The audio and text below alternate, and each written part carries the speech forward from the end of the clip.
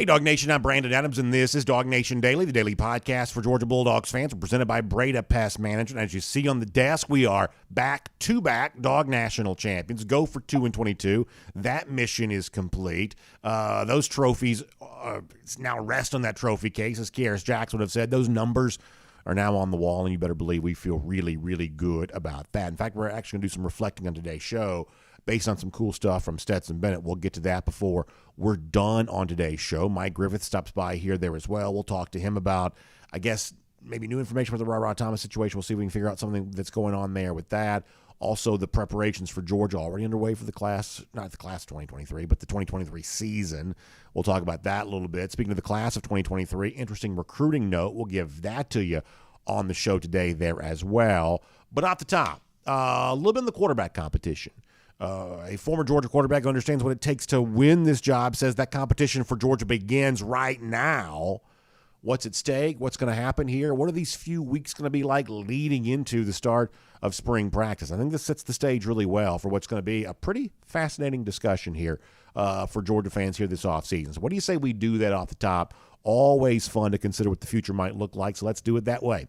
It is DawgNation Daily, the daily podcast for Georgia Bulldogs fans, presented by Breda Pest Management, and it begins right now. Today's episode of DawgNation Daily is brought to you by Breda Pest Management, the official pest control of UGA Athletics.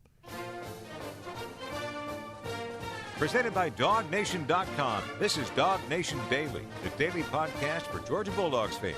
Here's your host, Brandon Adams. So obviously we know that next year on the football field, Georgia's going to look a good bit different than it has in really quite some time. Georgia's going to be breaking in a brand new starting quarterback. And it is certainly interesting to consider what the future might look like, given the fact that Stetson Bennett punctuated his career, leaving as one of the most decorated signal callers in recent history of the sport. Certainly all time maybe at Georgia, but also in comparison to a lot of the other quarterbacks around college football and recent years, Stetson Bennett ends up looking about as decorated as any of them do. He was honored yesterday as the Manning Award winner, the top quarterback in the country, the only award given to a top quarterback that considers the postseason success as a part of its formula for how you win the award. Obviously, it's easy to understand why a guy like Bennett would have won an award like that if you're going to consider the postseason, because of how good Stetson had been in these really big games that mattered, which obviously then leaves big shoes to fill for the next guy that's going to be on the job. And all three of the guys that are kind of a part of this battle right now, Carson Beck and Brock Vandegrift and Gunnar Stockton, they sort of all bring their own credentials into this. A guy like Carson Beck would seem to have an advantage here, at least for right now, given the fact that he was the backup quarterback a year ago. He was the number 2 guy, and you're presuming that means that during the week he's getting those number 2 reps, valuable practice experience. Also the guy that's played a little bit more in games. There's just something to be, well, if you were number 2 before, maybe in terms of taking that step towards becoming number 1, that you've got the shortest path to travel there. And to a certain extent, when it comes to Carson Beck, that might be true. However, we also kind of know, just based on the way in which the Georgia coaches, Kirby Smart included, have handled this sort of thing in the past, is that Carson Beck isn't going to be just given anything. He's going to have to go out and earn whatever comes his way. And as he's trying to do that, the other Georgia quarterbacks are going to be fighting the same way to get their same opportunity. A guy like Brock Vandegrift, for instance, is a guy who had massive credentials coming out of high school. This is a guy that could have gone to Oklahoma for a long time, with sort of this sort of quarterback power. This is a 5-star coming out of high school. This is a guy that brings not just a big throwing arm, but a pretty good level of athleticism there as well, the ability to keep plays alive. And obviously, when he was that 5-star prospect coming out of high school, this was a guy whose talent certainly got for himself a lot of attention. And then adding to that, a guy like Gunnar Stockton, who himself was also a big-time prospect coming out of high school, record-setting player in the state of Georgia, a guy who's been working as the scout team quarterback this past year. We know what kind of pathway that proved to be in terms of becoming a great starting quarterback, because that's what Stetson Bennett once did for Georgia too. And some folks kind of wonder, well, maybe Stockton traveled sort of a similar path because of the fact that a lot of folks, I think, said he did a pretty good job getting Georgia ready for its run through the college football playoff here this year. So when you look ahead to the future Georgia quarterback, certain fans may gravitate towards certain names, for sure. But I think the thing that all Georgia fans can feel pretty good about is that the trio of guys competing for this all have things and aspects about their game that would recommend them. And so therefore, you, I think, would feel good that the three quarterbacks working together to make a great competition will eventually produce a great winner, or at least they have a great chance of producing a great winner, no matter who that winner ends up being. And obviously, as we kind of get a little closer and start moving towards spring practice and things like that, we're going to talk a little bit more about these guys on the field and kind of what they bring to the table. And you better believe, if any time a Georgia coach or a Georgia player during spring says anything about them, we'll have our ear to the ground, and we'll probably be certainly analyzing, if not over-analyzing, everything they say along the way to what's going to maybe give us a little bit of a hint, a little bit of a glimpse as to who that guy ends up being. But here's what I think also a lot of you kind of know too, is that the actual battle to be the next Georgia starting quarterback doesn't necessarily begin when spring practice starts. It actually begins right now. And it may have started way before that, but it's at least a big thing that's going on right now. Now, we don't see this necessarily. The watchful eye of fans, the watchful eye of media, we don't get a chance to peer in on this, but the work of building a football team begins at the beginning of the calendar year, and that means for the Georgia quarterbacks, the three we just mentioned, trying to be the starter for next year's team, they also have their chance to say, hey, watch the way I lead right now. Watch the way people follow me right now. I'm making my case to be the Georgia starting quarterback here right now, still several weeks before spring practice begins. In fact, the guy who I think gave us a really good window into that is a man who's traveled that path himself. Former Georgia quarterback Jake Fromm joins us each week here on DawgNation Daily. And yesterday when he was on the show, and if you didn't get a chance to hear the full interview, it's certainly worth your time to do that. Go back and hear yesterday's show for that. But Jake Fromm kind of talked about this portion of the year, this early wintertime, pre-spring practice, what this means for Brock Vandagriff and Carson Beck and Gunnar Stockton as they battle to become the Georgia starting quarterback. How do you take the first steps towards doing that? I thought Jake said some really good things about that yesterday.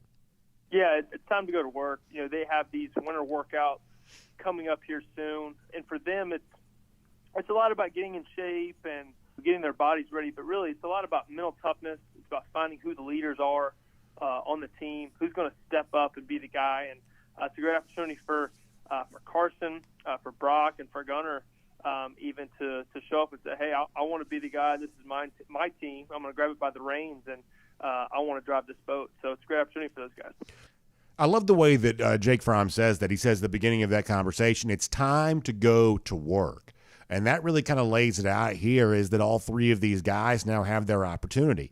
And I think that Jake's right about this. They have the opportunity right now to cultivate themselves as leaders. Now, let me ask you a very simple question. How do you know someone's a leader? And I mean this in the simplest sense.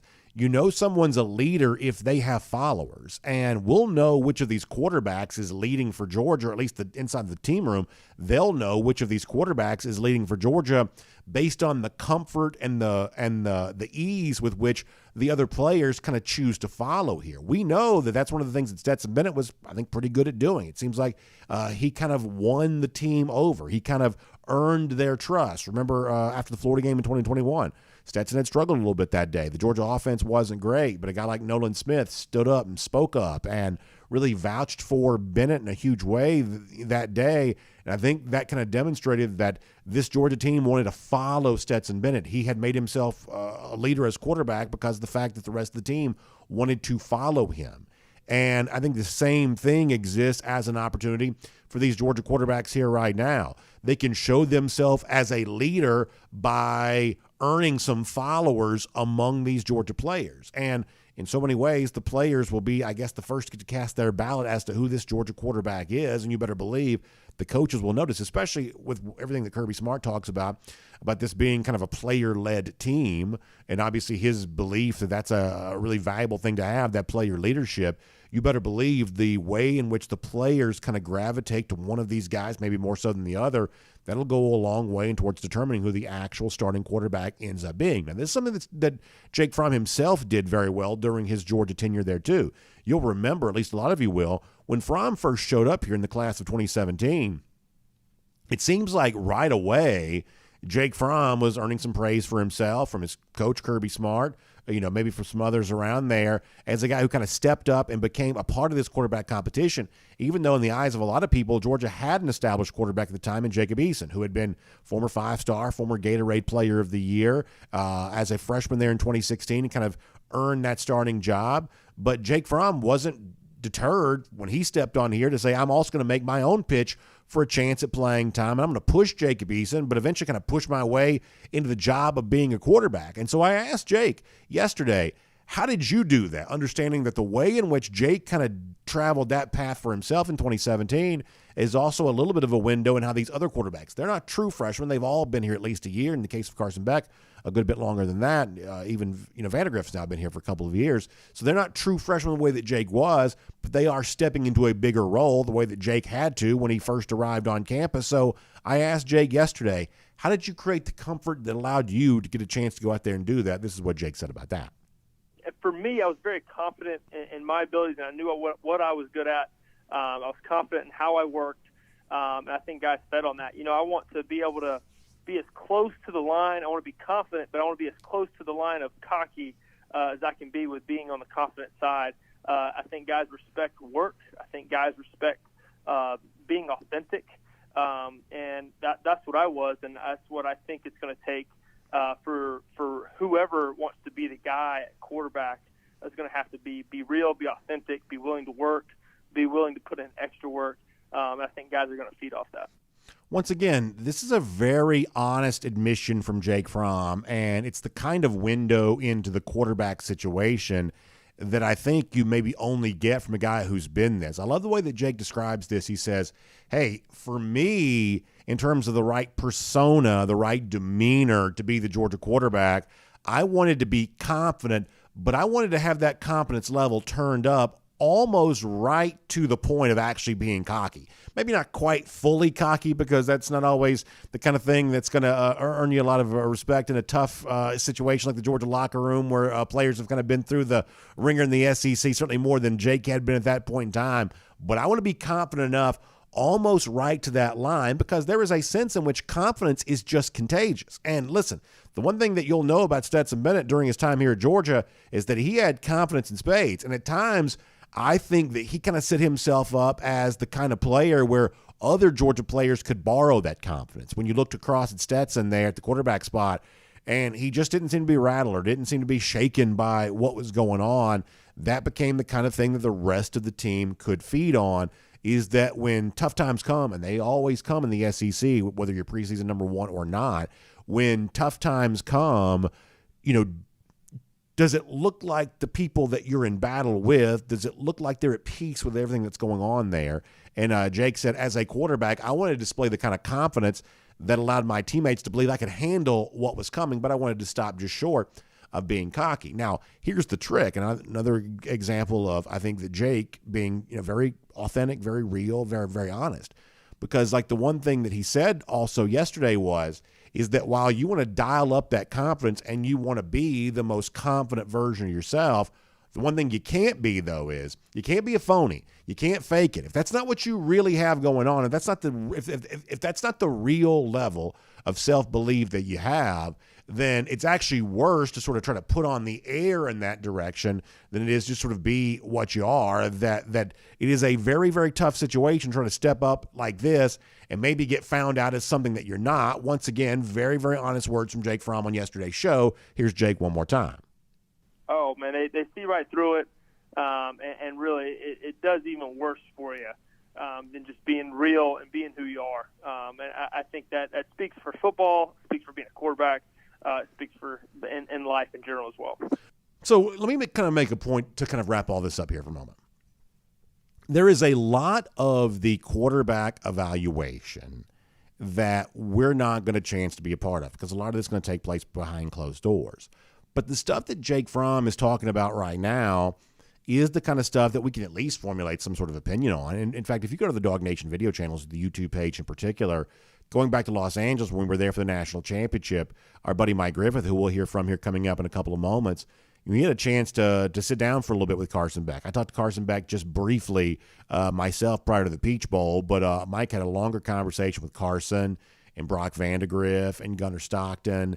And you can watch those interviews and you can really kind of look for the kind of stuff that Jake Fromm's talking about right there. Is that a good quarterback, a guy who's on his way to becoming a starting quarterback for a team, he ought to exude a certain sense of confidence. And it ought to be kind of right to the level of being cocky. Probably doesn't want to kind of spill over into actually being cocky because that ends up being a turnoff.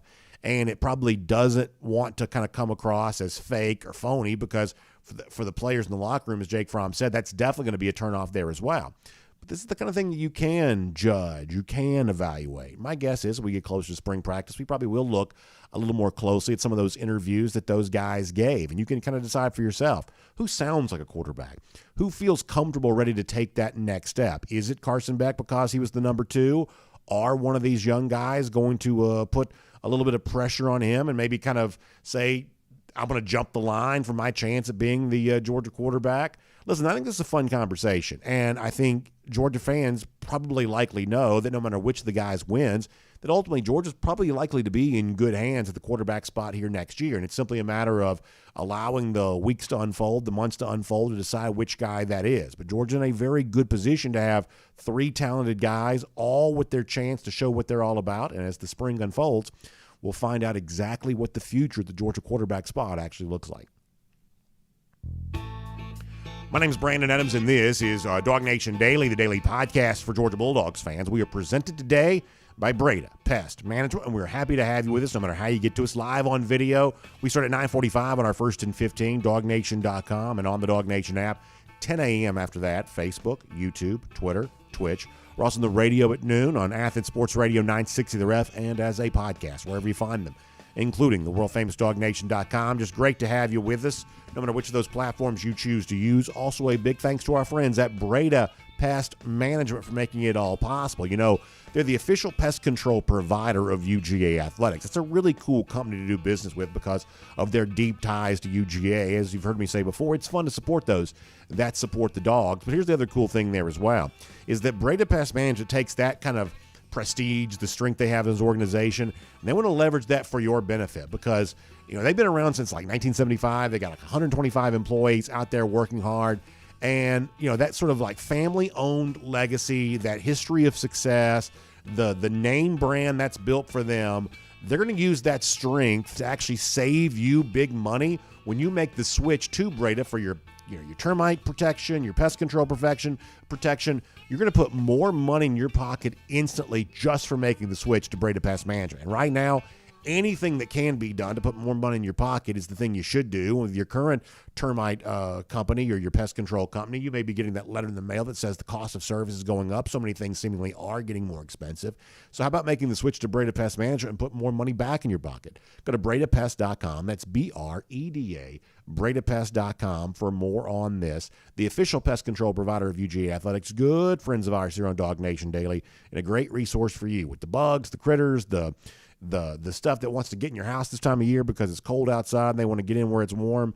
All the folks there at Breda Pest Management take good care of you on all of that. So find them online, BredaPest.com, BREDA, BredaPest.com for more on that. All right.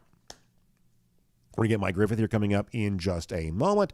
Prior to that, though, let's go around the DawgHouse. And I want to give you a little bit of a note here on recruiting, which I think is neat, and I think you'll also kind of think this is neat for maybe more reasons than one here, too. So we talked earlier about the thought that Georgia's going to be in home with 5-star tight end Deuce Robinson this week, but that apparently is not the only big-time tight end that Georgia has visited because Walker Lyons, very impressive prospect from Folsom, California, has shown off some pictures here as of late. The Georgia coach is visiting with him there, too. Let me show you this on the screen here. You see Lyons there in the middle. You see a collection of Georgia coaches, including Todd Hartley and Kirby Smart and Todd Monken, all gathering around Lyons. Now, the story with the Lyons is pretty interesting. When Jeff Sentel's actually talked to you about this a lot at DawgNation.com, the fact that Lyons is a 2023 prospect and a very good one. He's actually, according to the composite, number 5 tight end in the entire country. So Georgia already got, Pierce Sperlin and Lawson Lucky in the fold and trying to get Deuce Robinson. And now you're in big shape with Walker Lyons potentially there as well. So this is a big-time prospect there from that standpoint. But he's also a member of the Church of Latter-day Saints and his mission, which is traditionally something that goes on for folks in that church community. I guess he's about to go on that. So if he signs with Georgia, he won't be like an immediate arrival. It could be a year from now, whatever else. I'll read you a quote here from a story that Jeff did with Lyons at DawgNation.com just last week. So Lyons says it is traditionally 2 years, the mission trips they go on. He says, but it's a lot more flexible now than in the past. It used to be maybe 15 or 20 years ago. It's really like your own kind of deal. For Georgia, I've expressed to them that it would be around 12 to 17 months. So not a full 2 years, the way you maybe would have heard in the past. Maybe a year and a half. He said, I'd be enrolling in the spring or summer of 2024 if he came to Georgia. So I think so I kind of like wanted to do that timeline there that I have. They wanted that. That made sense for them. So in other words, this could be a player that Georgia gets now that becomes more like a 2024 guy. I guess you would think of him a little bit more of a 2024 guy. And then you're left to conclude, well, what class does he count on then? Does it count for class of 2023 or what? I guess it would still count as class of 2023, but there's also not a 25-man hard cap anymore. So ultimately that may not even be as important as to which class he actually counts in as it maybe would have been in the past. We'll talk to Jeff Santel more about the logistics of that a little bit later on. But the presence of these Georgia coaches around Lyons gives you the sense here that not only is Georgia well-stocked in this current class of tight end to go along with, the emergence of a guy like Oscar Delp maybe on the field here this year, but the future potential looks bright there as well if Lyons does end up arriving here at Georgia. Now, the other thing, and admittedly this may be the most interesting part of this, is for a lot of folks who continue to wonder, what is the future of Todd Monken? Is it real that Monken is being considered for NFL offensive coordinator jobs, and maybe more significant than that Monken himself might be considering some of these jobs? Is that a real situation? Is that something going on? Well, obviously, we don't know much beyond just the rumor mill stuff here right now, but the presence of Monken way out in California recruiting on behalf of Georgia would at least seem to suggest something pretty good there in that regard. We've kind of talked about this as it relates to Glenn Schumann, that for a lot of the Bama fans who wanted to believe that Schumann was a possibility to be their replacement for Pete Golding as defensive coordinator, the large collection of photos recently of Schumann out recruiting for Georgia and some of the things that he said would seem to throw a little bit of cold water on that. And maybe the presence of Monken out here with Hartley and with Kirby recruiting Walker Lyons, maybe that should do the same thing there on that front too. Not the only time, by the way, that that Monken's been spotted out in the recruiting trail as of late. So just something to keep in mind there, that one of the guys going in home with Walker Lyons is Todd Monken. And, certainly if Georgia's trying to win these recruiting battles, I don't know that you take a coach with you that you don't think you're going to have, because that just becomes one more thing you got to explain to the parents when it's all said and done. So are we grasping here a little bit by pointing out this? Maybe so. But nonetheless, wanted to make sure that was out there. And we'll make that around the DawgHouse here, presented by Breda, I should say on DawgNation Daily, presented by Breda Pest Management here today. All right, so before we're done, I thought you got some really good stuff from Stetson Bennett. We played some of the Bennett stuff for you yesterday, but there's some more stuff from the Bennett press conference with the Manning folks that I wanted you to hear, because it's kind of a nice reflection on his time at UGA and kind of a good way for us to close out our show today. We'll do that. Also, a Georgia player is going to earn a golden shoe today for a very, very funny reason. We'll give you that. One of the coaches that Georgia fans love to hate, do they get a chance to hate him again very soon? At least a possibility. We'll talk about that here too. Alabama fans are kind of embarrassing themselves with a little bit of a silly debate. We'll talk about that there as well. So we got busy stuff before the show is done. For now, though, on everything going on with UGA, let's cover all those bases right now as we welcome in Mike Griffith to DawgNation Daily, presented by Breda Pest Management. From Athens and across the SEC or wherever the recruiting trail may lead, here's a DawgNation.com insider. All right, we got a lot to talk to with Mike Griffith about, including some of the Monken stuff that I was just mentioning a moment ago. We'll get to that here before it's all said and done there as well. Mike, let me bring you in, I guess, on a more serious topic here for a moment. We haven't done a ton on the RaRa Thomas situation just because I don't really feel all that comfortable speculating about what's going on with a situation like that. So much of that sort of feels up in the air. We did get an update on this yesterday, though. So can I bring you in on this? what does the new information about RaRa Thomas tell us, if anything, about this situation here right now? Do you feel more comfortable talking about this based on what we learned on this yesterday? Well, I don't know if comfortable is the word. I mean, anytime you've got a domestic type of situation like this, it can quickly, dissolve into a he said, she said. And, getting the police report from University of Georgia Police, not the Athens-Clarke County Police Department, just to be clear. This was a University of Georgia campus police report as it happened in one of the halls on campus. Rodarius RaRa was an out-of-state visitor from Mississippi. I believe it listed the girl as 17 years old. It sounded like a girlfriend from Mississippi was what I was able to take from that report. And then kind of a he said, she said. Apparently in the police report, it's the claims by the two, RaRa was upset because she started following somebody on Instagram. It sounds very high schoolish, and I don't want to diminish the importance or the seriousness of it, but because I don't know all the detail. I know what's in the police report. There's two stories, and like I said, a he said, she said. There were some witnesses as their argument carried out into the hallway verbally. But as far as who did what, these are serious charges when you get into false imprisonment. I mean, that's a felony. Getting in an argument with your girlfriend and standing in front of her when she wants to leave, I mean, that is technically a felony. If that's what happened. These are all allegations, though. So, comfort is definitely not the right word because it's all speculative. Yeah. And it's very hard to speculate. And it leads a lot of people, we go down the slippery slope of, don't these type of arguments happen all over the country every day on all these college campuses? And, why are we talking about the Georgia? Well, because, and this is where we have to recognize there is a difference. When you are a player at the University of Georgia, you become a public figure, and different rules and laws apply to you. And you might say, man, that's a lot to ask for a 19-year-old or an 18-year-old, that suddenly you're in a fishbowl, and every little traffic ticket that you get, or in this case, domestic dispute, or every problem that you enter into, whatever bar you go into, whatever, now all of a sudden you're part of the news because you're a public figure. And so public figures don't have the same privacy protections legally as the average ordinary citizen. Brandon Adams, public figure, Mike Griffith. We also live in somewhat of a fishbowl, and we're not quite as protected by some of the laws of privacy and slander and things like that. So it's ugly. It's an unfortunate part of being a student athlete at a place like Georgia. You get a lot of positive attention. You ride in parades with people lined up to cheer you.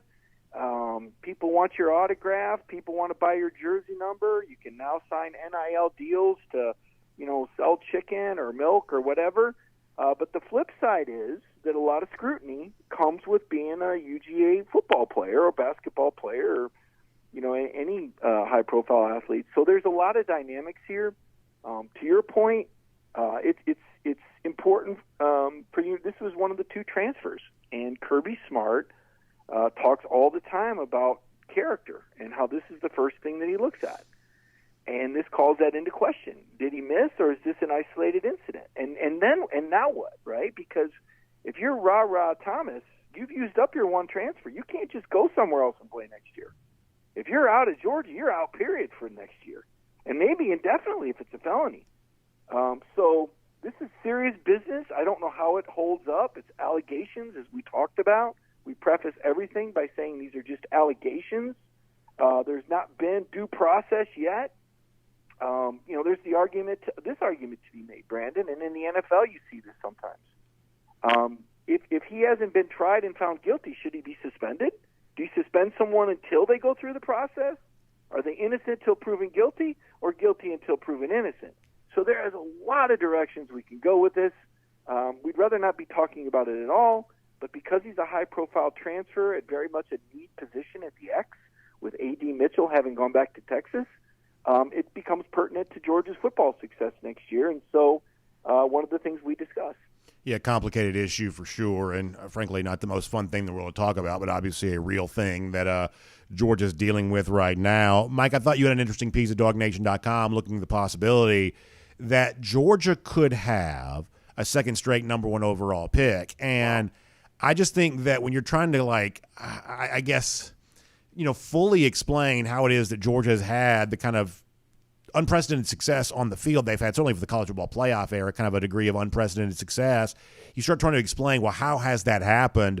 The kind of top-end, front-end performances, the likes of which Trayvon Walker gave you from the 2021 season and that Jalen Carter, when he was healthy, gave you in the 2022 season, that goes a long way towards explaining that. And obviously, whether Carter goes number 1 overall or not, I think he's likely to be drafted quite high here. And that just really is the thing that has made Georgia is that they have had the benefit of just some dominant guys on defense. And I think it would really be demonstrated if Georgia could really put back-to-back number 1s together. That'd be a pretty big line on the resume for Kirby Smart as a coach, I believe, if that were to be the case.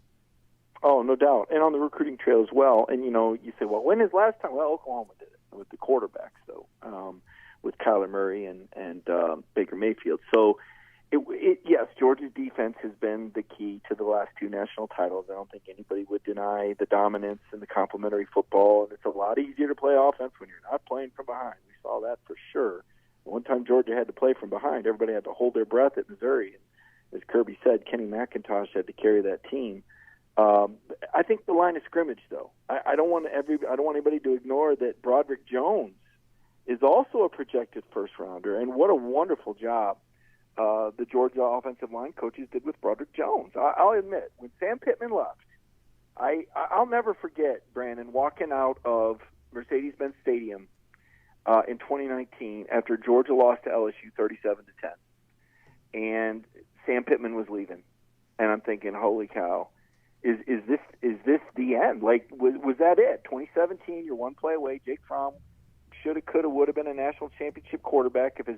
Think about the split, right? Stetson gets the field goal miss. Jake has the safety blow, the coverage. What's really, Jake could have won a title too. But, in 2018, Walker gets hurt. You lose a 2-touchdown lead to Alabama. And then 2019, Jake doesn't have any receivers. What did Kirby call it? Musical chairs. Chaney had left. There were questions about the coordinator. And they lose 37-10, and Sam Pittman's going out the door. And I'm thinking to myself, wow, is that it for Georgia football? Or for Kirby? Was that the Kirby Smart run?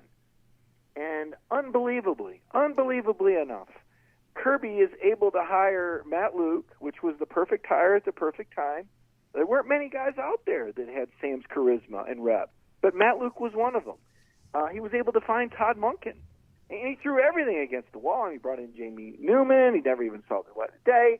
JT wasn't ready to start in the opener. Dwan had recovered from brain surgery, but he wasn't ready to play. And this walk-on named Stetson Bennett comes in, right? Who could have written that script when we left the stadium in 2019 after they lost to LSU 37-10? Think about how remarkable and resilient Kirby Smart and this staff has been.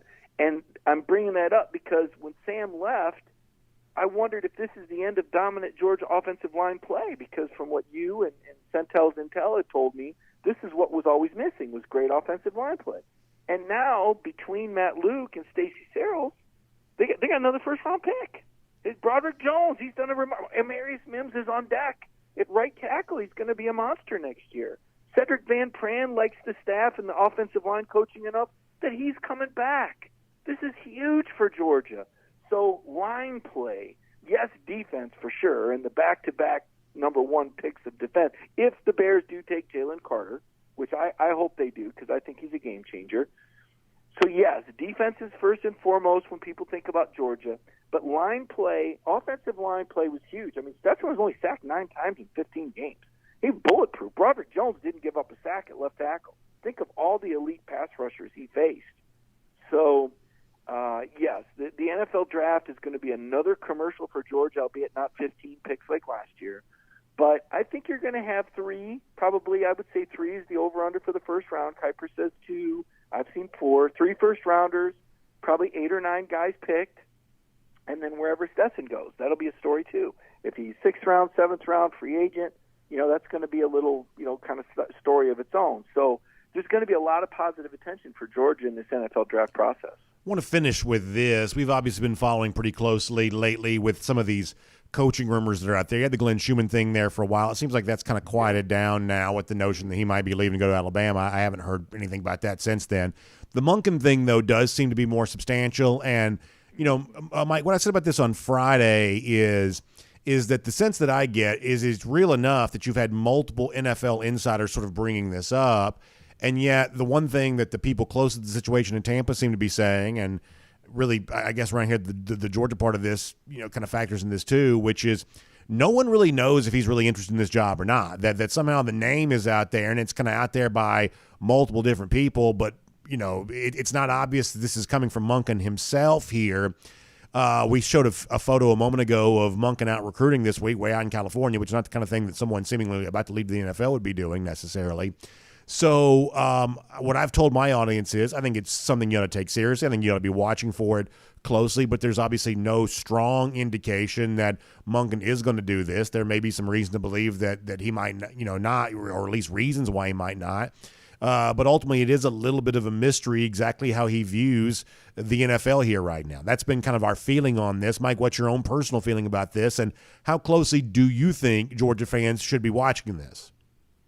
Yeah, well, a couple things. One on Schumann, I think he just had his third child, his wife, and I saw a tweet where he said that Trezman Marshall will be missed, right, in Alabama. So that led me to believe he's not going with him, one. And two, as you know, and anyone with a family knows, that, when you just have a baby and you've already got – that's not exactly a primetime opportunity to want to, be moving around and leaving your family behind while you look for a new home. So I think I feel pretty good. And I don't think Schumann was interested. I mean, Alabama, it's not even a parallel job. I mean, there's a lot of question marks there. I mean, why, Georgia and Schumann is very close with Kirby. He's Kirby's protege. I mean, he's been with Kirby side by side, and you listen to Glenn talk, and you hear Kirby in his comments. I mean, people want to say Kirby learned from Nick. Well, Glenn learned from Kirby, and he's in a great position. He's 32 years old, and he saw Dan Lanning vault from this position to Oregon, which was probably one of the top 4 or 5 coaching jobs in the country, if you ask me. So why leave just to leave? You go, oh, well, he went to school there. Yeah, well, it's a diploma. Okay, so I think Schumann I feel really good about. As for Monken, absolutely. I posted a story about the 3 off-season priorities, and Todd Monken is number one. Number one, the most important, and more than any player, by far. It didn't matter. I mean, JT Daniels set a record for QB rating. He's 7-0 under him. And Stetson comes in and does amazing things under him. I mean, the 3 highest QB ratings have been Todd Monken offenses. And they've had great talent before. It's not like Georgia hadn't had talent at quarterback or they had more talent. I mean, Matt Stafford was the number 1 overall pick, for goodness sake. Aaron Murray is the SEC's all-time leading passer. And Todd Monken did all this with a walk-on quarterback that no other SEC team offered a scholarship to or any other Power 5 school. So, this guy is ingenious. His system, he's a step ahead. All those fourth quarters, those plays are set up. Monken, like any good offensive coordinator, it's chestnut checkers, and he shows you A, shows you A, shows you A, you see A, you expect A, and you get B out of it. Those are the setup plays. And the way he's able to teach it and the way he's able to build the scheme around his talent. Now, that said, Stetson Bennett made some nice plays. Darnell Washington was an impossible matchup. Brock Bowers is one of a kind. You want to know who to build a statue of? That guy. He's amazing. That guy, everybody starts with number 19. Kenny McIntosh, one of only 3 players with over 800 yards rushing, 500 yards receiving, and 10 touchdowns. Monken's had some pieces. We talked about the offensive line. He has had some pieces. But what he's done is unprecedented, Brandon, and I think he is the most important piece of this program next to Kirby Smart that you must find a way to keep. And the good news is, when we interviewed Monken, and I know you were also there, this guy's fun to talk to. Yeah. He's, he's this gruff, coarse, I guess Stetson called him anal. He's this tough guy. You can tell, Todd Monken is, put your PG rating up when he's in the room. But he's fun. He's funny. Someone said, oh, what about the family? He goes, there's no family. He said, if I suck, you're going to fire me. And we all laugh, but he's telling the truth. So, and I think Todd Monken, the Grinch, or what did Warren Brinson call him, the White Tornado? I think he feels loved. I think he feels wanted. I think he likes Georgia, and I think in Kirby, even though him and Kirby are very different, I think these are two coarse, rough guys that can say all these things to each other and yet like the other guy, even though they are from completely different planets. And the fact that Mike Bobo came in and really tied the knot, and I love the way Monken told us the story about how Kirby came to him and was asking him about hiring Bobo. He goes, like he wanted my opinion on it, even though I knew he was going to hire him no matter what I said. Well, he's right, right? But then Monken says Bobo was awesome to work with. Bobo did all these menial tasks that you wouldn't expect a guy to happily and gleefully do as a good teammate. And Bobo made the offense better. And you don't often hear geniuses like Monken, offensive artists, want to give credit to somebody else. But he said, you know what? He made us better. He called these plays. So Georgia's found some really, really, really good chemistry here. Now, all that said, it's still college ball versus the NFL. You're Monken, you've got 2 national titles. You got a Super Bowl ring yet? I don't know what we don't. And Georgia's as good as it gets for a coordinator for where Monken's at. Carson Beck, Brock Vandagriff, Gunnar Stockton, they're all here because of Monken. Don't kid yourself. They love this guy. That's why they're willing to be backups. They feel Brock Vandagriff's video, if you haven't seen it, he said, I'm learning more from Coach Monken than I would be playing somewhere else. That just speaks volumes. We don't know Monken's end game. Okay, the guy's 56 years old, so there's a few questions. How long does he want to coach? If he only wants to coach another 3 years, then you jump to the NFL because you don't really care about the job security.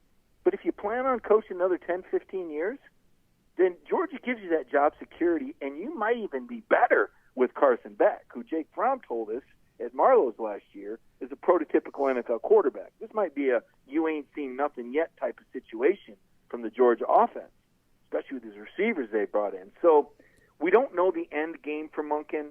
We don't know the career goals for Monken. Financial, I don't think is an issue. I don't think he wants to be a college football head coach, or I think he could have done that. Does he want to be an NFL head coach? I don't know. I don't know that he really. I think he's a pretty happy guy, but who knows? He may be mulling it over. There's 10 offensive coordinator openings. Yeah. So, yes, you should absolutely be worried about this. You should absolutely monitor this, but you should also know that Georgia has given Monken the optimal situation, and if he walked away, it would have nothing to do with the University of Georgia or how good his situation is. It would have to do with his career ambitions and goals. Mike, good stuff. Thanks for helping us fulfill our ambitions and goals here on this show here today. Good information, and we'll look forward to talking to you soon. Thanks, Brandon. Let's take a look around the rest of the league. This is SEC Through. I think a lot of that's really true. I think it's difficult to know like what he might want, and some people just want certain things, right? Let's say, like if I was a coach, which I'm not, but if I was, the idea of being like the guy in college, that just sort of energized me in a way in which, like, I just have never cared that much about the NFL. I mean, it's just never been that big of a thing to me. And for some people, that's the ultimate dream. I think different people are sort of wired different ways. Obviously, Monken was in the NFL. That was something that he did. But now he's been in college. He's had the greatest success of his coaching life here, working at Georgia. And it'd be easy to understand why you would want to just sort of keep right on doing what's obviously brought you more success than almost anything else has, because, it's just been a successful time. And don't, I think, shortchange. If you go and watch, like I had a pretty good interview with him back during my time in Los Angeles. There were other press conference things that were even longer than that. There's a certain aspect of the Monken personality that I do think has served him well at Georgia, because he is, I guess gruff is the word you'd use. He's a little bit gruff. He's certainly a no-nonsense guy.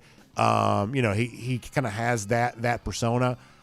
I think that helps you with a coach like Kirby, because Kirby is such a hard-driving personality. I mean, Kirby is such a sharp edge, and that's one of the things that makes him so successful. But if you're in a meeting situation with Kirby, and Kirby's sort of, always kind of race car in the red type thing, he's always kind of running at like 110% of his, kind of capabilities. If you can't match that level of energy, if you can't match that level of intensity, then you're just get trampled on. And so, a coaching staff is about sharing ideas, and it's about kind of a combination of ideas that ultimately become a game plan and maybe ultimately become a philosophy of how you run the program. And Kirby's got a lot of strong opinions, you would imagine. Kirby's got a lot of strong beliefs. And so, therefore, as a coach, If you can't step in and forcefully articulate your own beliefs, then you're just going to get stomped on. Well, Monken's not going to get stomped on in a situation like that, and I think that's one of the reasons why he's had more success than previous Georgia offensive coordinators had working with Kirby Smart. I think the Monken personality has probably helped with that, even though sometimes maybe it's not the rosiest, loviest, doviest type personality. I'm not quite so sure that's what you need sometimes in a meeting room situation where these coaches are in there just sort of shouting out ideas and, no one's being polite, no one's, worried about, sounding good for the media because the media's not in there. People are just sort of talking. They're just being real. And I think that Monken probably thrives in an environment like that, if I had to guess. All right, we're going to talk some more coaching stuff in a moment around the SEC. But first, let me remind you, it's time to cruise around the SEC, courtesy of our friends at Royal Caribbean. Of course, we're getting excited about a couple of things here. My family, we have our vacation coming up in a few weeks, and you better believe, man, we are so looking forward to that. I continue to say, and this is one of those things that you probably maybe have experienced too, the stuff that's going on, for us right now, kind of making the plans for shore excursions that we want to be a part of, and especially restaurants we want to eat at. We're going to be on Wonder of the Seas. All that stuff for us almost ends up being as fun as the trip itself, because it's those conversations you have where, my daughter will chime in about something she wants to do. My son will chime in about something he wants to do. My wife has her own opinions there as well. And the conversation that you have about a Royal Caribbean cruise vacation where you're getting excited about the trip you're going to take, it ends up being just as much fun as really anything. So we're kind of in that spirit here right now.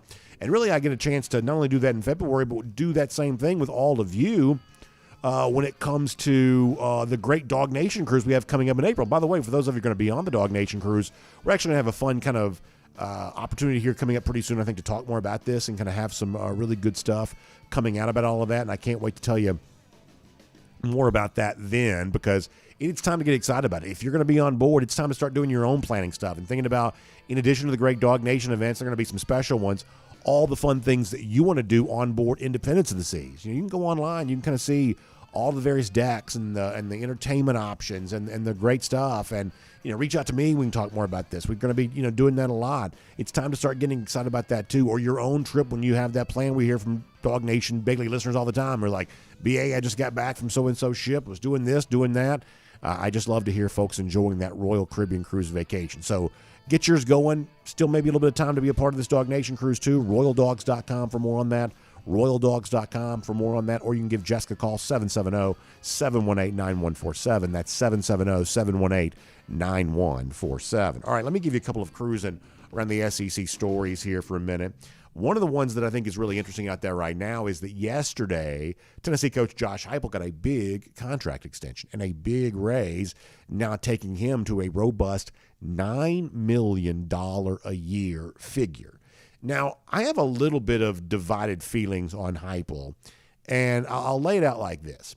So when you put him at $9 million a year, you are now putting him in the same category of, just below the Kirby, Nick Saban category, but kind of right there in like the Brian Kelly category. And Kelly's been to the playoff twice.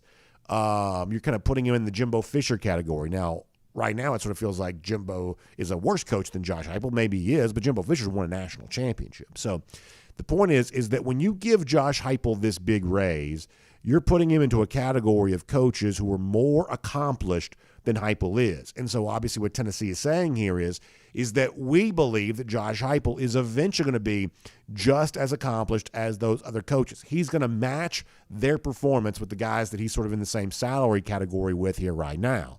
And here's what I'm here to tell you.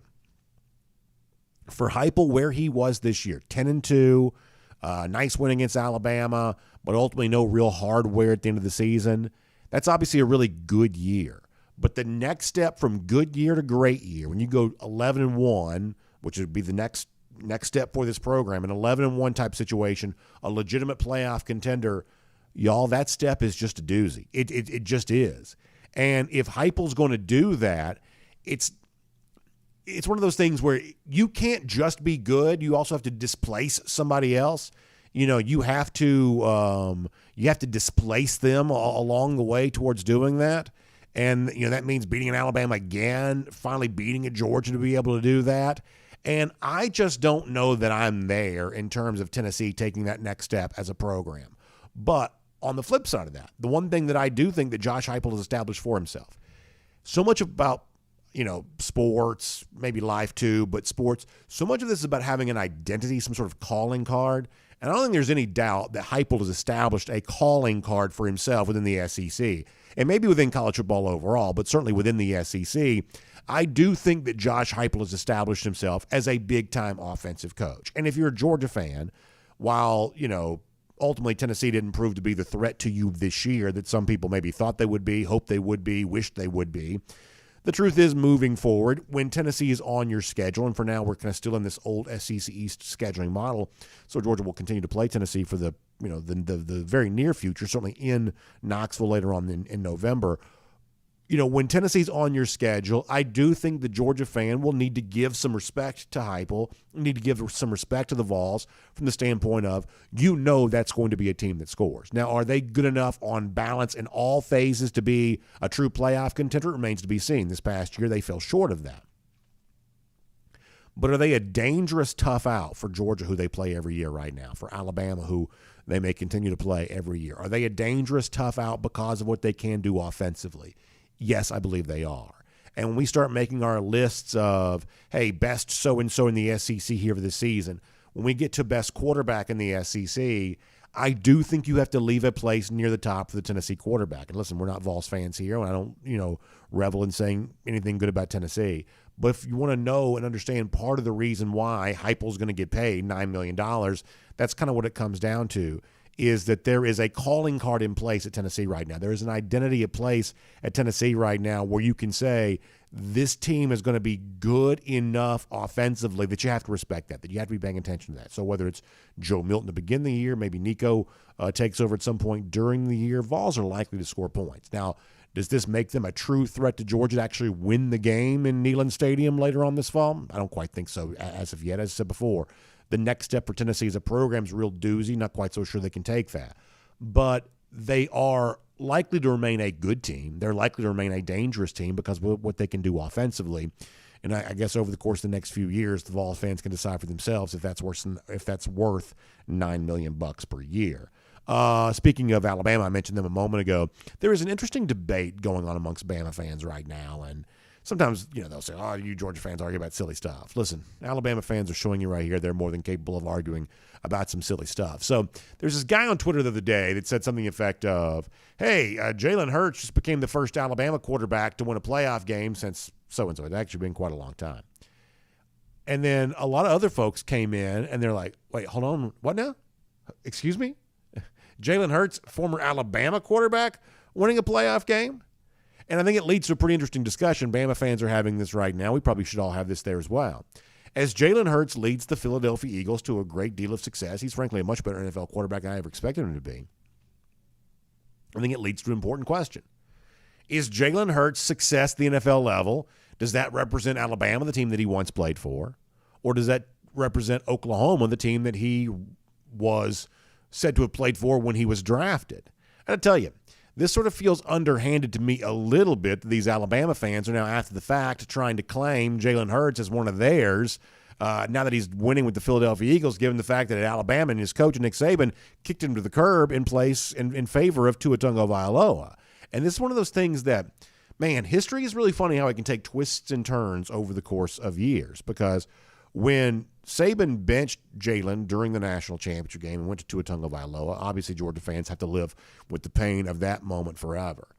But the aftermath of that, man, it is so different than those Bama fans thought it was going to be. Because the truth is that coming back in 2018, this was an Alabama team that was thought to be one of the greatest teams of all time. They got embarrassed in the national championship game that year to Clemson. And in 2019, they didn't make the playoff at all. And all of a sudden, the legacy of Tua Tagovailoa, yes, he came in through the pass against Georgia, and as I said before, no choice but to live with that if you're a UGA fan. But what Alabama was supposed to have gotten for the courageous decision of benching Jalen Hurts during the national title game, I'm actually not quite so sure it worked out quite like they thought it was going to. And frankly, I'm not quite so sure it's been fully considered just how disappointing the Tua Tagovailoa era turned out to be. And now looks like Tua is also looking for a new home in the NFL there as well, while Jalen Hurts is thriving in Philadelphia. So I think this is pretty interesting. I think that Jalen Hurts deserves a lot of credit for what he's made of himself in the NFL, and I say that full stop as a guy who did not necessarily expect him to have the kind of success that he's had here thus far. But also, I mean, typical Alabama, the same team that just sort of claims national championships out of thin air, is all of a sudden rewriting history now to make Jalen Hurts one of their own, even though they essentially kicked him out of the program in favor of Tua Tagovailoa, a decision that does not look very good in retrospect. So count me among those who say, as Jalen Hurts moves on to Conference Championship Sunday here this weekend, it is former Oklahoma quarterback Jalen Hurts who is doing that. One more here, speaking of Alabama.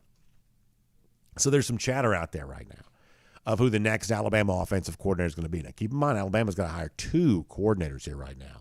But the offensive side is pretty interesting because you're starting to see some media stuff come out of, well, maybe Alabama ought to hire Dan Mullen.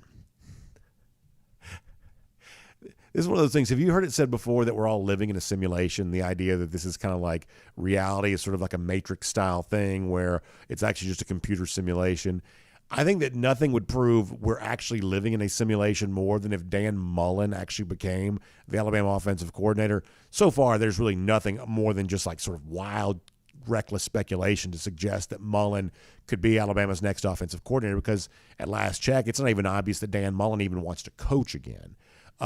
So it's not even it's not obvious that Mullen even wants to suit up and coach again, much less for a demanding coach like Nick Saban might be. When, as it stands right now, Mullen's kind of living at the lake and relaxing and doing things like that.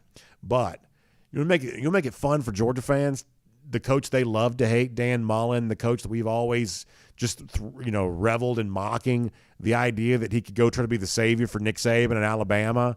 And listen, if anybody knows that Dan Mullen can be a sharp coaching mind, I guess Nick Saban does. Mullen certainly scored plenty of points against him in the Pandemic Bowl 2020 SEC Championship. So, from that standpoint, maybe Nick Saban's got great respect for Dan Mullen. Maybe he does. But for Georgia fans who might, have something to laugh about, if Saban did end up hiring Dan Mullen, that could be certainly pretty entertaining.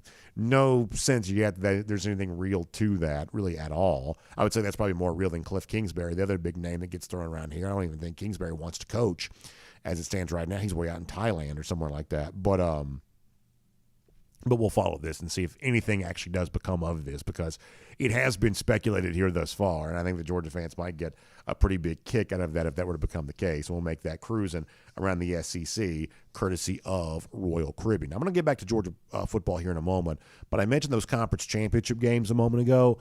Let me also give a shout-out to our friends at MyBookie as a way of getting ready for the action here this weekend because if you're thinking about watching, Philadelphia, San Francisco, Cincinnati, see if Joe Burrow can stay hot over in the AFC Championship game side of things, as you're getting ready for all of that, of course, a great way to make that action even more fun, more enjoyable is to have some bets down on the game. And so this is a great time to open up your account with our friends at MyBookie if you have not done that. In fact, when you find MyBookie online, just type MyBookie into your browser. The internet will do the work for you after that. And when you use the promo code DawgNation, you're going to get a big deposit bonus just for signing up. They're going to essentially double your first deposit. So if you put in $400, they'll put $400 into your account. You've got $800 before you even win your first bet. Then after that, you play, you win, you get paid. It's winning season here at MyBookie, and they're going to give you that big deposit bonus up to $1,000 when you open that account. So once again, find MyBookie online. Just let the internet browser kind of do that for you.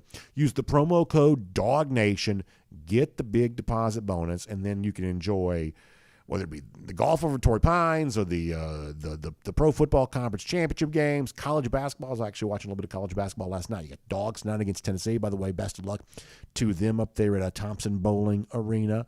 Whatever the action is this time of year, it's more fun with our friends at MyBookie. So find them online, MyBookie, use the promo code DawgNation, and then take advantage of winning season there with our friends at MyBookie. And, of course, it has been winning season for these Georgia Bulldogs here the last couple of years. And that was really nice earlier this week when Stetson Bennett won the Manning Award, which is the award for the top quarterback, which considers postseason success into the reason why you win the award. I thought near the end of that press conference, Stetson Bennett did a nice job kind of reflecting on his time here at UGA. And in a lot of ways, this was, I think, kind of a fitting into, Stetson kind of looking back on all the things that have kind of happened. And obviously, he's kind of had, kind of a wild career at Georgia. Anybody who sticks around for a long time, you're going to have some ups and downs maybe along the way. But Stetson, I thought, was really good at reflecting on this a little earlier this week. So I want to give you a little bit more of a taste of this before we wrap up today's show. This is Stetson Bennett talking about how he thinks his Georgia career, the time at Georgia, the legacy that he and all of his teammates put together at Georgia, how it will be remembered. This is Stetson Bennett from earlier this week. For me, I hope that, the people who were around when it started and, all the way to when it finished, and it's going to keep going, in Georgia. Coach Smart's not going to go anywhere. But, the fans who were there and the players who were there, the ones, Nick and Sony, all those ones that came before us, the fans that traveled to Notre Dame in 17, overtook that stadium when we went to the Rose Bowl that same year. I hope that, everybody can remember what it was like on that ride, because it was nuts. It was nuts. Them hating me hating them, us falling in love together, coming back, playing football. I mean, it was Dennis, you were there. It was special, and I wouldn't change a single thing. I don't think I'd be here without it being that way. I just think that's really interesting from Stetson Bennett. And, the other thing you mentioned about the 2017 season, listen, Georgia's gone on since then to have more success than that. They've won the last 2 national championships, as you're aware, no doubt. But for me, I still have incredible memories of the 2017 season. I was lucky enough to be in South Bend and Chicago that weekend for that Georgia-Notre Dame game. And I'm glad that Stetson Bennett's got great memories of that, even though that's kind of like prior to his time as a player. He was the scout team quarterback on that team that year. I'm glad that he has great memories of it. And it's actually kind of weird for me to think that with Stetson leaving, Robert Beal leaving, that Georgia's on-field connection to that 2017 season is kind of now over. And, Stetson says, hey, the Georgia success is not going to stop anytime soon because Kirby Smart's not going anywhere. But we have sort of reached, if you'll allow me to say it this way, kind of the end of the beginning, haven't we? Because the 2017 season was the bedrock, foundation for what would come after that. And all of a sudden now all the players off that team are gone. I mean, the same coaches are still here, but those sort of early days of Kirby Smart as a head coach, we've kind of transitioned now to something else. And Smart's kind of now, he's obviously got the experience now, and he's been here for a while, and he's kind of worked on kind of a historic type resume here. Obviously back-to-back national champions will kind of do that for you.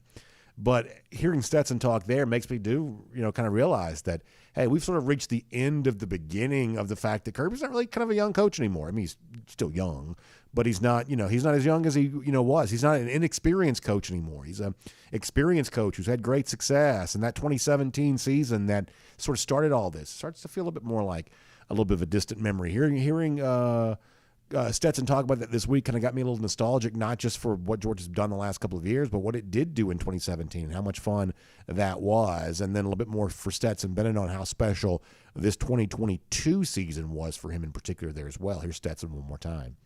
I hope that that everybody who was there and everybody who was with me and everybody that I was with just knows that I appreciate the heck out of it.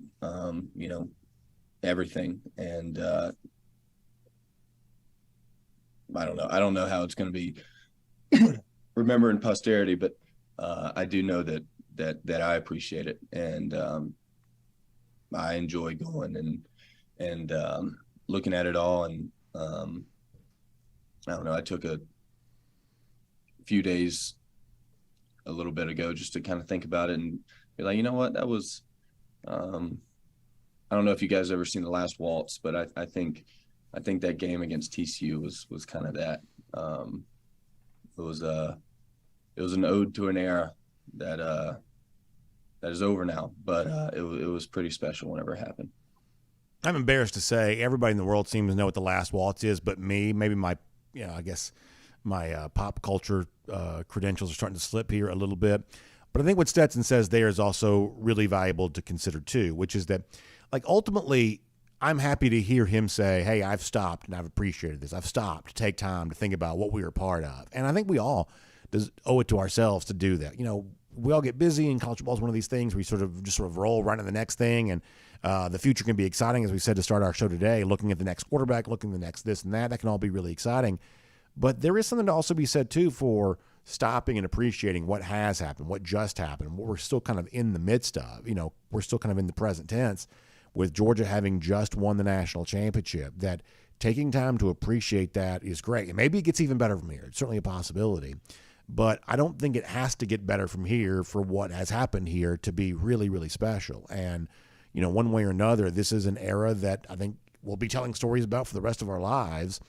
No matter where it goes from here, where it has been is pretty great. And Stetson Bennett did a good job of kind of summing that all up here this week. Let me also give a shout out to our friends at the Finish Long Drink here before we say goodbye to you there as well. Each and every Friday on our show, we have what we call our Big Finish, presented by the Finish Long Drink, where we showcase some of you who are enjoying that Finish Long Drink. And if you haven't tried some, this is a great time to do that. If you go to thelongdrink.com, you can put in your zip code, and you can find out where you can find some close to you, whether it be bars, restaurants. A lot of you get back out to the golf courses again. There are a lot of golf courses that have, that Finish Long Drink. It goes great as you're playing golf. Many of our folks will kind of attest to that for you there as well. Whether it's the Long Drink Cranberry with the cranberry flavor, the Long Drink Strong, 8.5% alcohol by volume, Long Drink Zero, no carbs, no sugar on that. The traditional comes in a blue can. It's got the kind of grapefruit citrus flavor, the gin kick. It is all fantastic, and you can try all of that today. Just put that in your longdrink.com, put in your zip code there, and you can find out where you can pick up some Finish Long Drink. And then on Friday, here on our Big Finish, presented by the Finish Long Drink, we'll showcase you enjoying some right there then. Our friends at the Finish Long Drink, big part of what we do here at DawgNation Daily. All right, so for our golden shoe today, I want to show this because it was shared with me. Georgia punter Brett Thorson doing something very funny. Now, go find Brett on social media, and you can see the video that he put together. I'm not going to play the audio for you there on this just because it's a movie thing, and big tech will, slap our wrist, if we do this. But UGA Chris M. shared this with me, saying the punter we have is hilarious, and it's Brett Thorson. And so what Brett basically does is he says, with year one being complete, I thought I'd give a little insight into a conversation I had with Stetson Bennett during the season while trying to work out this American football thing. So it's his face, Stetson Bennett's face, going back and forth in conversation. But it's from the movie Talladega Nights, where the character's asking the Will Ferrell character of, hey, maybe you could slingshot me and let me win a game and let me win one of these races. And then Will Ferrell's character says, well, if I won, or if you won, how could I win? And he's like, that's right, I don't really want to win. So basically, it's the same joke that Thorson's used before, but the fact that Stetson Bennett doesn't like him, doesn't let him be on the field, doesn't ever let him punt because Georgia's always scoring points. Very funny stuff from Brett Thorson, who obviously pretty talented here. So that's pretty funny stuff. So we'll give Brett a golden shoe, and we'll give Chris a golden shoe for sharing that with us. And by the way, we'll also remind you, lousy, stinking Gators, man, they're not laughing and having fun right now. All they're thinking about is 276 days from right now. The rivalry we believe for Georgia that matters more than any other. A good Georgia fan is a Gator hater first and foremost. And 276 days from now, Georgia back in Jacksonville, beating up on Florida again. Y'all have a great day. We'll see you back here tomorrow for DawgNation Daily, presented by Breda Pest Management. And on video, time now for our R.S. Andrews cool down. R.S. Andrews, the one you turn to for your air conditioning, heating, plumbing, and electric needs. They show up on time. They do the work that's promised, the price that's promised.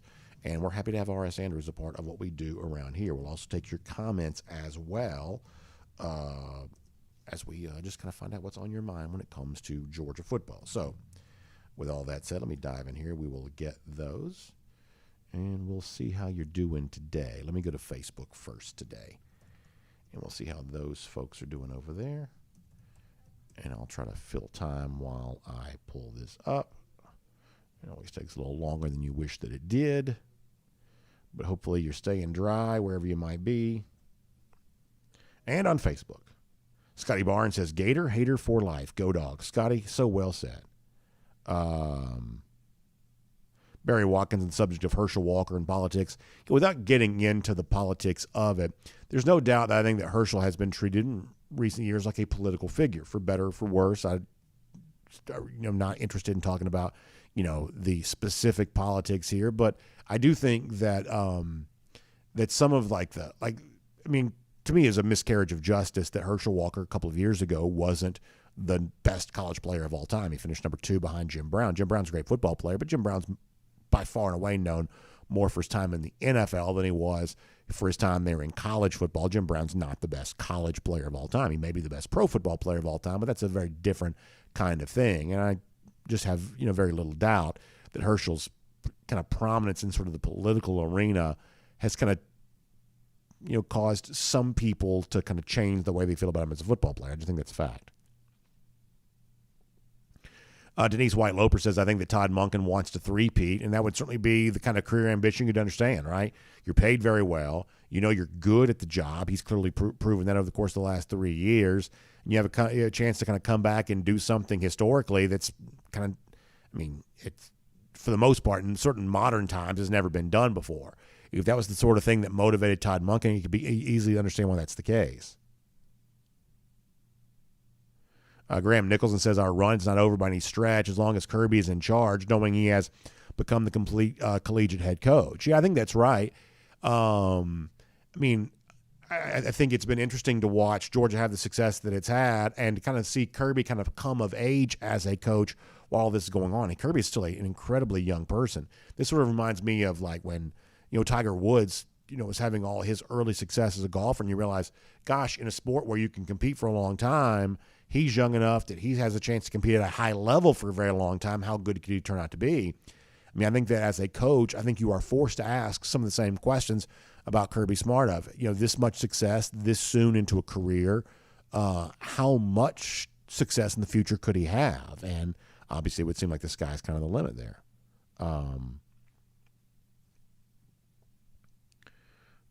Randy Hall says, are we going to use NIL to get to 85, pay to be preferred walk-on and not scholarship? Yeah, so there's probably maybe some of that goes on. Like the one thing that Georgia's never going to do is they're never going to come out and say this is who is and isn't on scholarship. I think over the course of years at Georgia and places like that, there has probably been a player or two that was paying for their school that you didn't realize.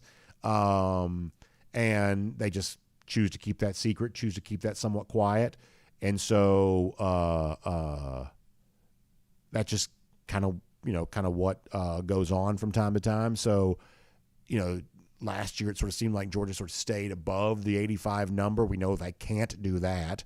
So something was going on, and very likely some of that's kind of going on again, in the future there as well.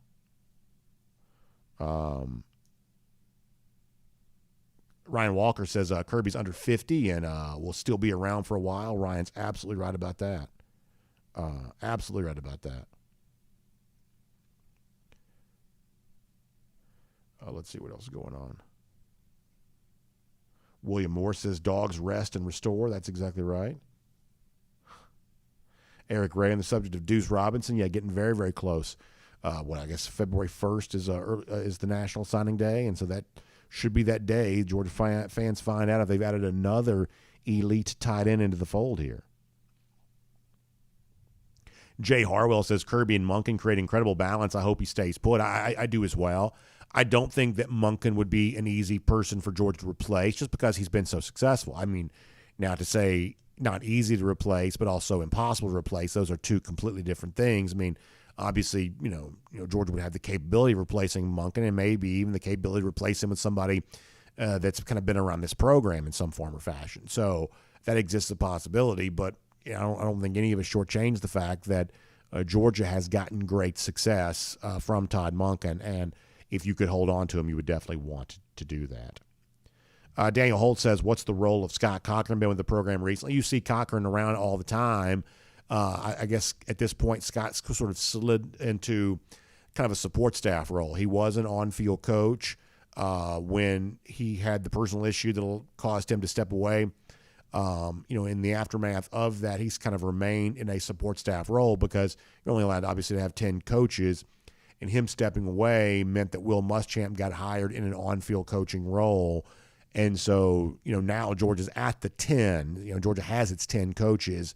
And so because of that, Cochran's still here working. I believe he's still heavily contributing to the special teams, but he's doing it from a support staff role.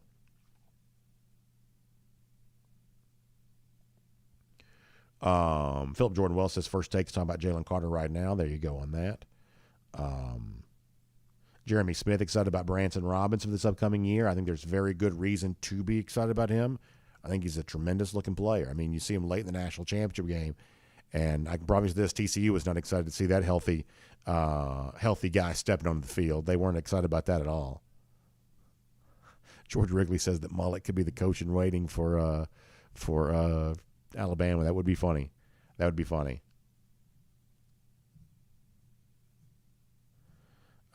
Let's see what else. Pizza Man says, I want to see Dylan Raiola and Monken together. I would certainly as well. And maybe that's another reason why if you're Todd Monken, you're thinking I don't need to leave, wouldn't be wise to leave if not only you have a great situation quarterback right now, but the potential of a guy like Raiola, if Georgia were actually to win that recruitment, and there's been some obviously positive chatter to that effect lately, to think you're also set up for the future to success at Georgia. So why not, kind of ride it out even longer? Cassie Turner says, I just want to see Monken still at Georgia. Yeah, I would agree with that too. I've never really thought about this. Do y'all know who Super Dave Osborne was, kind of a comedian from the 80s? He was also the same actor, was also on Curb Your Enthusiasm. Does kind of look like Todd Monken a little bit. That's a good point. That's a pretty good point. Paul Moon says that Raiola is the kind of quarterback prospect that can make anyone look like a genius as offensive coordinator. Could very well be the case.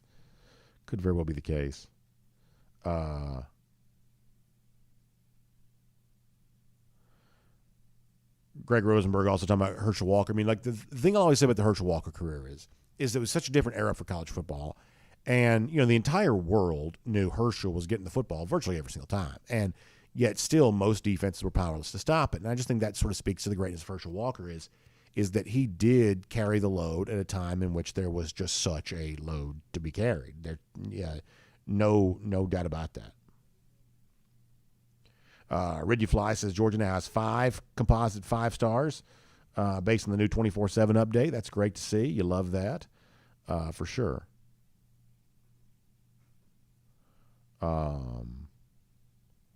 See what else is going on here in the YouTube side of things.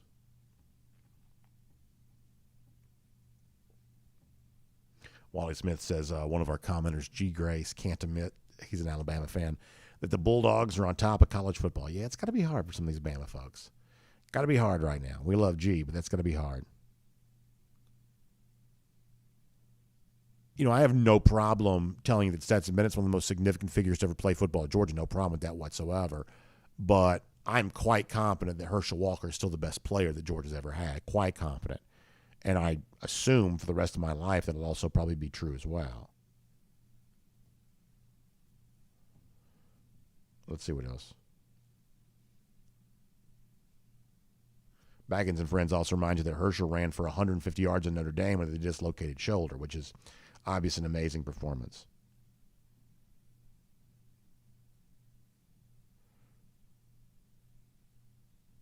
Crow King 123 says that Hurts claims both Bama and Oklahoma. Yeah, maybe he does, but I still like the idea of thinking of him as an Oklahoma quarterback. I do. Crow King 123 says, where does Brock Bowers rank in most dominating? I mean, if you think about where it's likely to end for him after this year, just kind of take what he's done the first 2 years and just sort of multiply that by 50% and put that as the career total for Brock Bowers. I mean, is Bowers that leads to an interesting question. Is Bowers the best individual player of what, after the 2023 season, will be a 3-year run? Because that brings a lot of people into the discussion, right? A lot of people in the discussion. I mean, Jalen Carter's up there. Jordan Davis is up there. Obviously Stetson Bennett is up there. But, Brock Bowers may be the best. He may be. Pizza Man says, thoughts on who will be the player to break the Georgia Heisman drought? So if Georgia keeps winning like the way it's winning right now, eventually it's going to get one. I mean, people, until Mark Ingram won the Heisman at Alabama, they'd never won a Heisman Trophy in program history. Like eventually when you start winning enough, you just start collecting Heisman trophies too. So like a lot of people would say, well, the way that Georgia plays, kind of an ensemble cast, nobody really stands out over the crowd. That makes it harder to win a Heisman, and maybe it does. But while that style may make it difficult to win a Heisman, ultimately, the one thing that always benefits a potential Heisman Trophy winner is kind of being in the biggest spotlight, being on the biggest stage, national championships, college football playoff, a big part of that. And so I do truly believe that eventually a Georgia player will do it just because of the attention that Georgia players are likely to get in the years to come. So I don't know that it's, an individual name that kind of stands out for me is more likely than not. I mean, could I see a tight end like Brock Bowers winning it this year? I think the tight end position's kind of grown in stature enough. The Heisman's been a little bit more open to some non-traditional type things. I could see that maybe being a possibility. Or maybe it's some sort of, player for the future, something like that. But if Georgia keeps on winning, then I think eventually it's just likely, just based on the law of averages, to eventually get a Heisman Trophy winner too.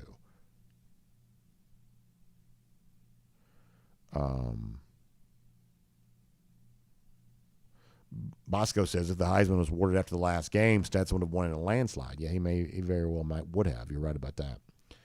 All right, let me go to DawgNation.com for a minute.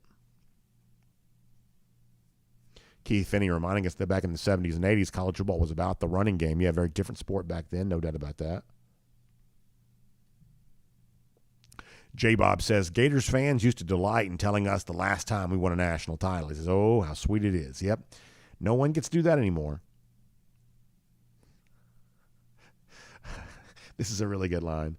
Scott Harris says, isn't it cool to go national title gear shopping and have to worry about what year you were buying? Yeah, no doubt. Making sure that you're getting the right year, not the 2021, but the 2022, if that's what you indeed want. Scott, that's very well said, for sure. Jeff Doak also reminding that Super Dave Osborne was a great guest on the Letterman show. I could see him being very funny in a situation like that. I could. I could see him being very funny. Trippy Charlie says Kirby's defense plus Mungan's offense, both elite, puts pressure on Saban's offensive coordinator hire. Yeah, this is a pressure-filled offseason for Nick Saban. That is absolutely true. Woodrow asked about the RaRa Thomas situation. Yeah, at this point in time, I don't think there's anything that I do know for sure about that. I mean, just one of those things where I hate trying to speculate as anything as relates to the legal system, just because, A, you want to give guys their day in court on something like that, and B, I'm just not a sort of a criminal legal expert. So I like talking about football. Obviously, RaRa Thomas is a player that Georgia fans were expecting to have on the football field. How has what has allegedly gone on impacted all that? I guess I just don't know. And,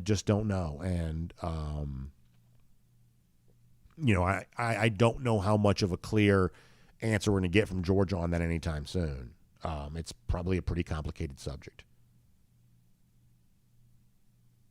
Dog72 loves the way the offensive line stepped up the last couple of years. Yeah, no doubt. Big reason why Georgia won the national championships is because of the performance of the offensive line. That's absolutely right. Let's see what else. Spencer happy that Brett Thorson won the Golden Shoe Award, and I guess maybe also that kind of Golden Boot Award too for his ability to be a good punter there as well. All right, let's see what else. Kind of one more trip around the comment section.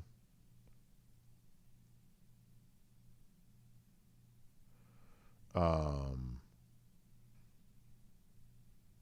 right, over here on YouTube for a moment. Pizza Man says, y'all giving G. Grace a hard time. He's saying the Alabama team's falling apart. We'll see what happens to him this offseason for sure. We'll be watching that for sure.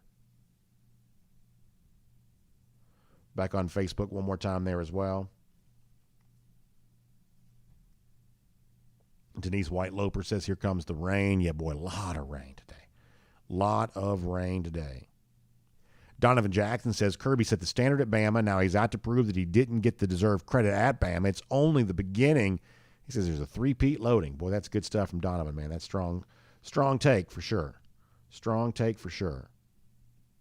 Megan Womack says, how do you find the 1st and 15 after the live show?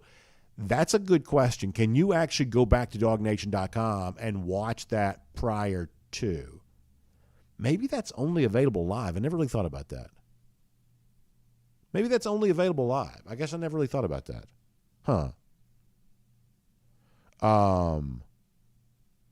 Pete Williams says raining in North Carolina there as well. So there you go.